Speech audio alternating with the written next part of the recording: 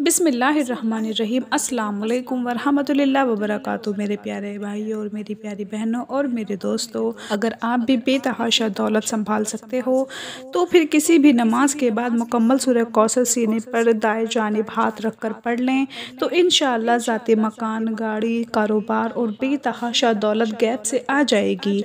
मेरे प्यारे भाइयों और मेरी बहनों, आज का ये कीमती वजीफ़ा जो मैं अभी आपको बताने जा रही हूँ, इस वजीफ़े की इतनी बरक़ात हैं कि इंशाअल्लाह गैब से आपके बिगड़े काम संवरते ही जाएंगे। अगर आपका भी दौलत का मसला है, घर में लड़ाई झगड़े का मसला चल रहा है, या घर में तंगदस्ती है, मोहताजी है, या घर में भाइयों की लड़ाई है, या फिर सास और नंद के साथ लड़ाई झगड़े बहुत ज़्यादा हैं, अगर आप सच पर हैं फिर भी कोई बात नहीं मानता, या आप भी समझा कर थक गए हैं लेकिन फिर भी कोई बात नहीं सुनता, या कारोबार तो है लेकिन उसमें बरकत नहीं है, यहाँ मुनाफा तो बहुत है लेकिन रुपए पैसों का पता ही नहीं चल रहा कि कहाँ चले गए, या कारोबार चल नहीं रहा, बस ये एक वजीफ़ा करने से फिर जो मुआवजात आपके सामने होंगे आप देखते ही रह जाएंगे। और काफ़ी लोग तो ऐसे भी हैं जो मुख्तलिफ वजीफ़े और अमल कर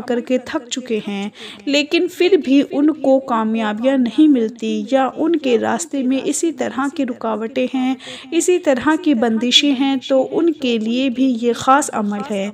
आप भी आज ही इस वजीफ़े को कर लें तो इंशाअल्लाह अल्लाह पाक ऐसा बड़ा मौज़ा फरमा देगा, अल्लाह पाक ऐसा करम फरमाएगा कि आपकी तमाम मुश्किलात, तमाम परेशानियाँ और तमाम तकलीफ़ें ख़त्म होती चली जाएंगी। आज के दिन ये ख़ास वजीफ़ा कीजिए। इस सूरत को पढ़ने वाला आज तक कभी किसी हाजत से महरूम नहीं रहा। इस आयत मुबारका को पढ़ने वाले इंसान को अल्लाह पाक के अलावा किसी से मांगना नहीं पड़ता और उसे गैब से ही मिल जाता है। आज मैं आप सबको जन्नत का ख़जाना बताती हूँ। ला हौला वला कुव्वता इल्ला बिल्लाह, ये जन्नत का ख़जाना है।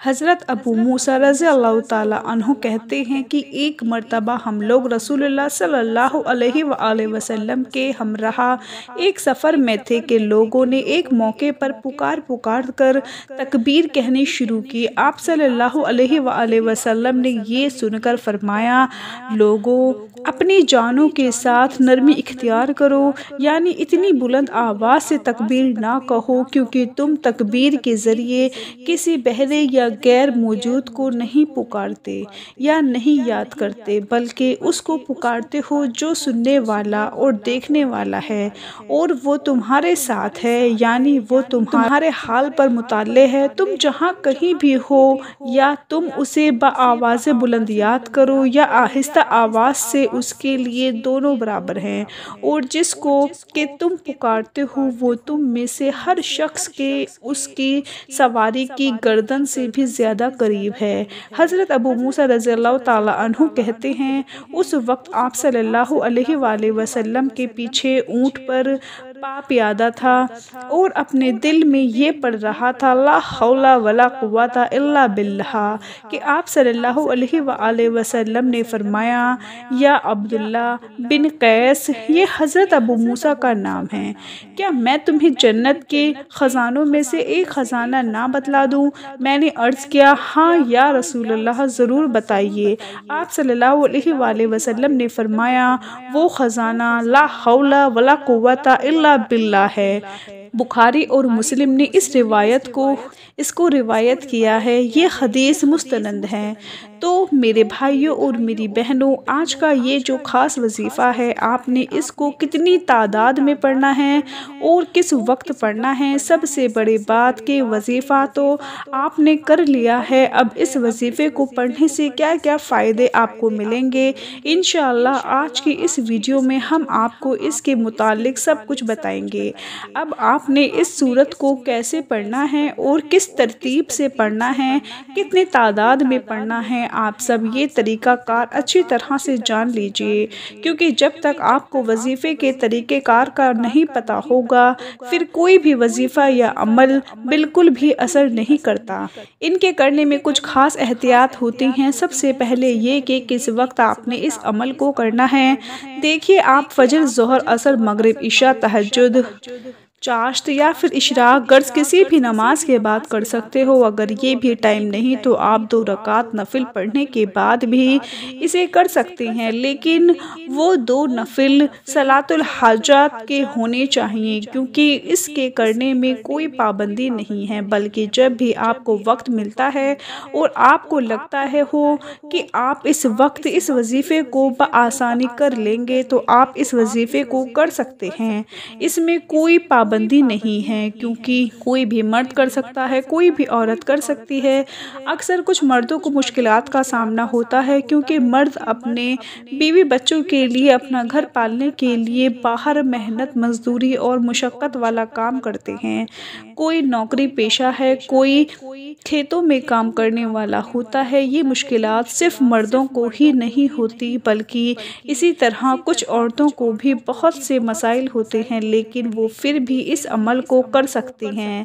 اور میرا مشورہ تو میری بہنوں کے لیے یہی ہے کہ وہ تو لازمی کریں، تاکہ آپ کی زندگیوں میں بھی آسانیاں آئیں۔ اللہ کرے آپ کا دامن بھی خوشیوں سے بھر جائے۔ جو بھی آپ کے مسئلے مسائل ہیں، بس آپ نیت رکھ کر یہ پڑھو گے، یہ عمل کرو گے تو آپ کے مسائل حل ہو جائیں گے انشاءاللہ۔ اللہ اس وظیفے کی برکت سے اللہ پاک کی آپ پر خصوصی رحمت ہوگی، لیکن شرط صرف اس کی یہ ہے کہ یہ وظیفہ صرف کسی بھی نماز کے بعد کیا جا سکتا ہے، اور اگر آپ نماز کے بغیر اسے کریں گے تو یہ وظیفہ بالکل بھی اثر نہیں کرے گا۔ اب وقت کی قلت کو مد نظر رکھتے ہوئے وظیفے کی طرف چلتے ہیں۔ سب سے پہلے آپ نے اعوذ باللہ من الشیطان الرجیم بسم اللہ الرحمن الرحیم پڑھنا ہے۔ یہ وظیفے کا لازمی حصہ ہے اور اسے آپ نے 3 بار لازمی پڑھنا ہے۔ اس کے بعد آپ درود شریف پڑھیں گے۔ درود پاک آپ نے ابراہیمی درود پاک پڑھنا ہے۔ یہ درود پاک آپ نے 11 بار پڑھنا ہے، اور اگر کسی میرے بہن بھائی کے پاس وقت کم ہے اور اس کو یہ درود پاک پڑھنے میں مسئلہ آتا ہے تو کوئی بھی پڑھ سکتا ہے جو اس کو بآسانی آتا ہو، یا آپ کے پاس وقت تھوڑا ہے تو آپ اتنا بھی کہہ سکتے ہیں صلی اللہ علیہ وآلہ وسلم۔ اس کے بعد آپ نے یہ سورۃ الکوثر پوری پڑھنی ہے۔ قرآن پاک میں یہ سورہ کوثر کے نام سے ہے، اور ہم سب مسلمان اس سورہ کوثر کے نام سے بھی ہم جانتے ہیں۔ اس سورہ کوثر کو آپ نے کب پڑھنا ہے اور کیسے پڑھنا ہے، کتنی بار پڑھنا ہے، آپ کو یہ سب طریقے میں آج بتاؤں گی۔ انشاءاللہ جب آپ اس وظیفے کو کریں گے تو سب پریشانیاں آپ کے اوپر سے میرے اللہ کے کرم سے دور ہو جائیں گی۔ اللہ پاک ہمیں یہ آگاہ بھی کر رہا ہے، جس کا مفہوم ہے کہ ہم غمگین اور اداس نہ ہوں، کیونکہ ہر مصیبت کے بعد آسانی ہوتی ہے۔ لہٰذا اگر کوئی اللہ تعالیٰ کے دین پر ایمان رکھتا ہے اور مستقل قائم رہتا ہے اور اللہ تعالیٰ کے وعدوں پر کامل بھروسہ رکھتا ہے، اللہ تعالیٰ کے کلام اور رسول اللہ صلی اللہ علیہ وآلہ وسلم کی باتوں پر مکمل یقین رکھتا ہے، تو انشاءاللہ وہ مصیبت کے بعد آسانی ضرور دیکھے گا، اور اس کی زندگی میں تنگی، مصیبت اور پریشانیوں کے بعد خوشحالی ضرور آئے گی۔ آپ نے صرف سورہ کوثر کو صرف 41 بار اپنے سینے پر دائیں جانب ہاتھ رکھ کر پڑھنا ہے۔ اچھی طرح پڑھنا ہے، مکمل توجہ، کامل یقین کے ساتھ پڑھنا ہے، اور جب آپ اس کو پڑھیں گے تو آپ کے ذہن میں صرف اور صرف آپ کے مقصد ہی ہونے چاہیے۔ جو بھی آپ کے لیے مشکلات بنی ہوئی ہیں، جو بھی آپ کی صرف نیک اور جائز حاجاتیں ہوں، آپ یقیناً ان کے حل کی نیت سے ہی یہ وظیفہ کریں گے کہ اللہ پاک کے فضل و کرم سے آپ کے تمام مسائل دور ہو جائیں گے۔ انشاءاللہ وہ سب دور ہو جائیں گی۔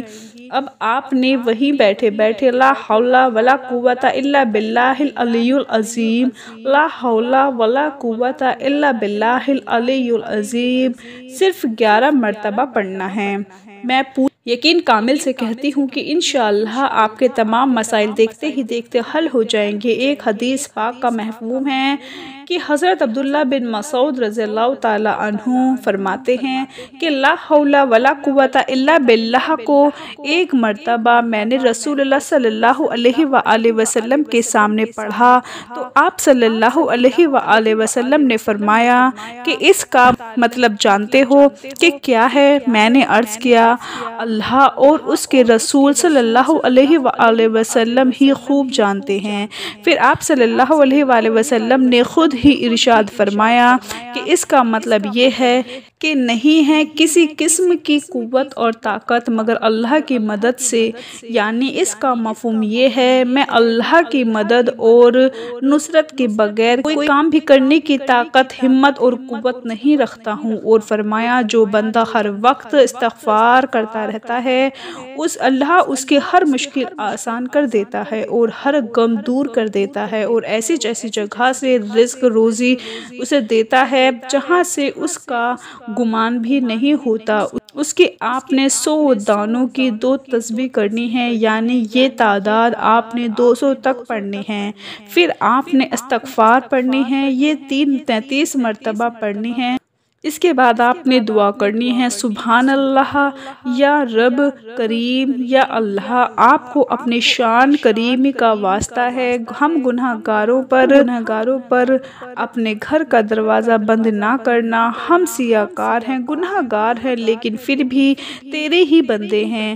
پروردگار تیرے سوا ہمارا کوئی سہارا نہیں ہے، یا ذوالجلال والاکرام ہم تجھ ہی سے اپنے ہر گناہ کی معافی مانگتے ہیں، ان گناہوں کے معافی مانگتے ہیں جو ہم سے جانے یا انجانے میں ہوئے، اور ان گناہوں کی بھی معافی مانگتے ہیں جو تنہائی میں ہوئے یا پھر محفل میں ہوئے، ہم نے نادانی میں سرزد ہوئے یا ہم نے جان بوجھ کر کیے۔ اے اللہ اپنی شان کریم کے صدقے، اپنے کعبہ کی عظمت کے صدقے ہمیں معاف فرما دے، ہمارے تمام صغیرہ کبیرہ گناہ معاف فرما دے۔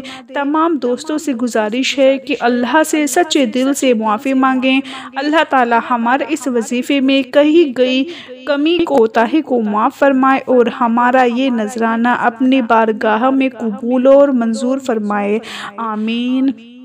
اللہ تبارک و تعالی ہم سب کا حامی اور ناصر ہو۔ اپنا بہت سارا خیال رکھیں، اپنی دعاؤں میں یاد رکھیں، 5 وقت کی نماز پڑھیں۔ اللہ حافظ۔